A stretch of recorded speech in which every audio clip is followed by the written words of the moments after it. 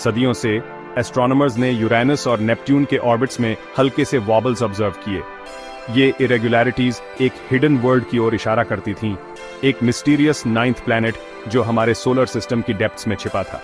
इस elusive celestial body की खोज, जिसे प्लैनेट एक्स नाम दिया गया, ने साइंटिस्ट और स्टारगेजर्स दोनों की कल्पनाओं को मोहित कर लिया।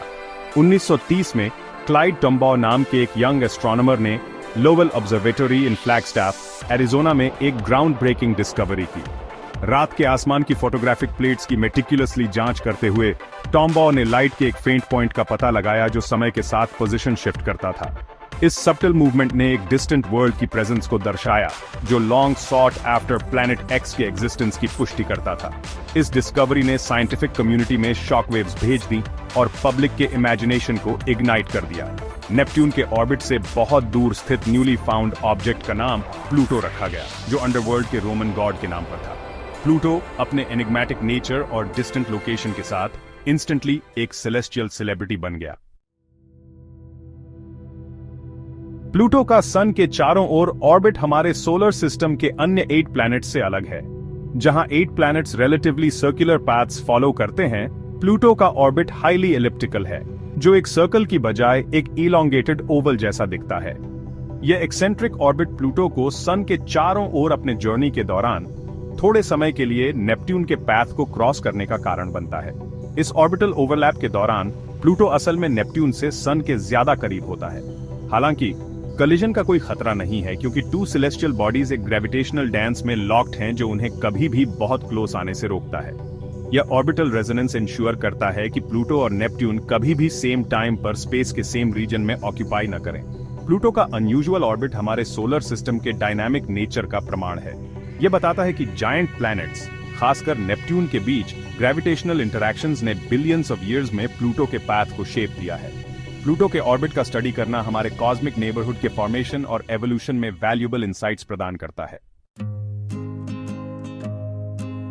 2006 में इंटरनेशनल एस्ट्रोनॉमिकल यूनियन या IAU ने एक कंट्रोवर्शियल डिसीजन लिया जिसने हमारे सोलर सिस्टम की अंडरस्टैंडिंग की नींव हिला दी। काफी डिबेट और डिलिबरेशन के बाद IAU ने प्लूटो को ड्वार्फ प्लैनेट के रूप में रिक्लासिफाई करने का फैसला किया। इस डिसीजन ने कंट्रोवर्सी की आग भड़का दी, जिससे साइंटिस्ट्स और पब्लिक के बीच पैशनेट डिस्कशंस शुरू हो गईं।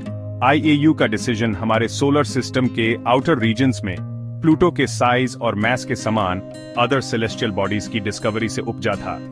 ऐसा ही एक ऑब्जेक्ट एरिस प्लूटो से थोड़ा बड़ा भी पाया गया।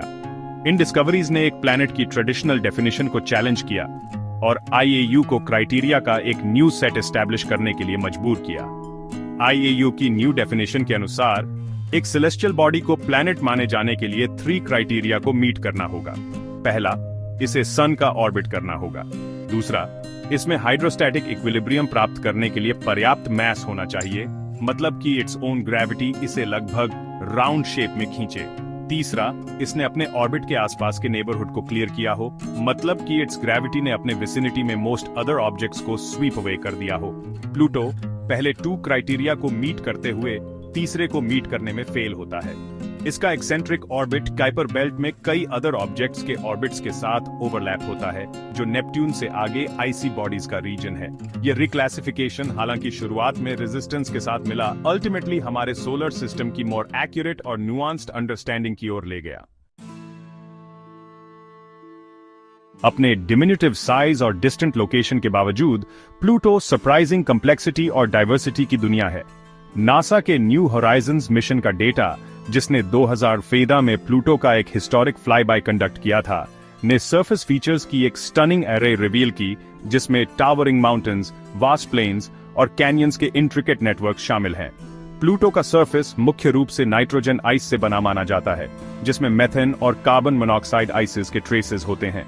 ड्वार्फ प्लैनेट के रेडिश ह्यू को टोलिन्स की प्रेजेंस के लिए जिम्मेदार ठहराया जाता है, जो कॉम्प्लेक्स ऑर्गेनिक मॉलिक्यूल्स हैं जो तब बनते हैं जब नाइट्रोजन और मेथेन आइसेस सन से अल्ट्रावायलेट रेडिएशन के कांटेक्ट में आते हैं।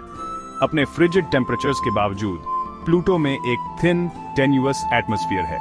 यह एटमॉस्फेयर, जो मुख्य रूप से नाइट्रोजन, मेथेन और कार्बन मोनोऑक्साइड से बना है, माना जाता है कि जब प्लूटो सन से सबसे दूर होता है तो फ्रीज होकर स्नो के रूप में सरफेस पर गिर जाता है। जैसे ही प्लूटो सन के करीब आता है, आइसिस सब्लिमेट हो जाते हैं, गैसियस स्टेट में वापस आ जाते हैं और एटमॉस्फेयर को रिप्लेनिश करते हैं।